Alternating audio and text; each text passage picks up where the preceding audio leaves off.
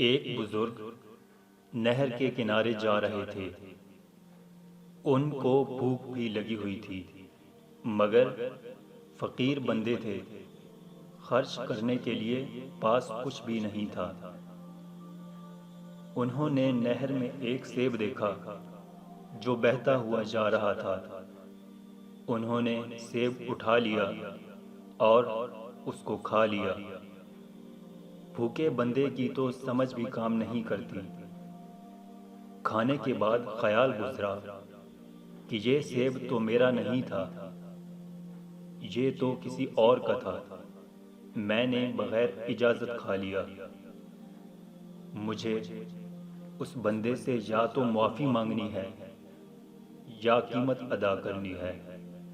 چنانچہ جدھر سے پانی آ رہا تھا ادھر جانے لگے۔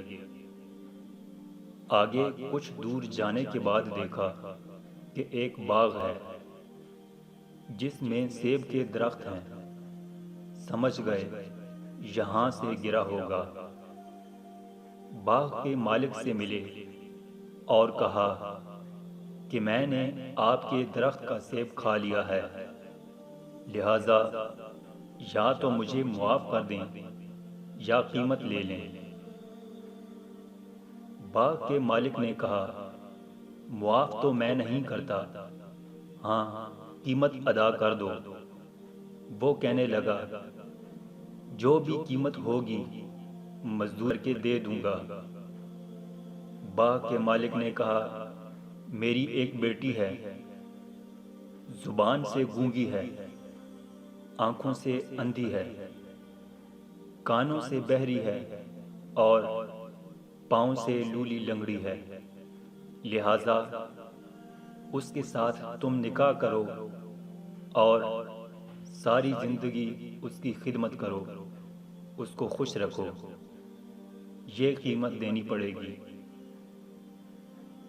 وہ فکر میں پڑ گئے، مگر دل نے کہا کہ دیکھو یہ مجاہدہ برداشت کرنا آسان ہے، قیامت کے دن اللہ رب العزت کے سامنے ملزم بن کر کھڑا ہونا بہت مشکل کام ہے۔ آخر کار تیار ہو گئے، نکاح ہو گیا۔ جب وہ اپنی بیوی کے پاس گئے تو حیران رہ گئے۔ خوبصورت آنکھیں، چاند کا ٹکڑا، بولنے والی، سننے والی اور سمجھنے والی۔ حیران ہو کر اس سے پوچھا کہ تم اپنے باپ کی ایک ہی بیٹی ہو یا کوئی اور بھی تمہاری بہن ہے؟ اس نے کہا میں ایک ہی بیٹی ہوں۔ خیر، رات گزر گئی۔ اگلے دن سسر سے ملاقات ہوئی۔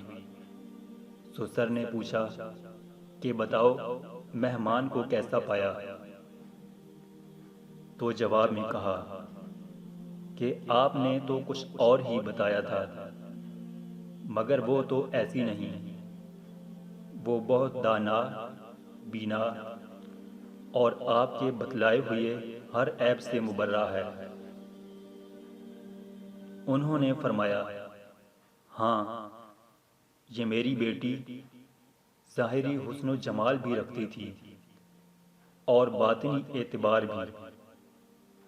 حدیث کی عالمہ، قرآن کی حافظہ ہے۔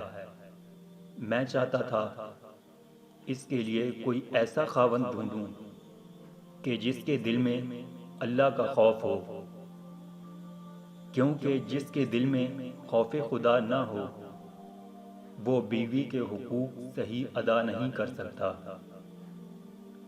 تو میں چاہتا تھا کہ کوئی ایسا بندہ مل۔ جب تم نے ایک سیب کی وجہ سے معافی مانگی تو میں نے کہا کہ اس کے دل میں خوف خدا ہے، اس لیے میں نے اپنی بیٹی کے لیے تمہیں خامند کے طور پر تجویز کیا۔ دونوں ساتھ رہنے لگے۔ اللہ رب العزت نے انہیں بیٹا دیا جس کا نام انہوں نے نعمان رکھا، جنہیں آج دنیا امام اعظم ابو حنیفہ رحمۃ اللہ علیہ کے نام سے یاد کرتی ہے۔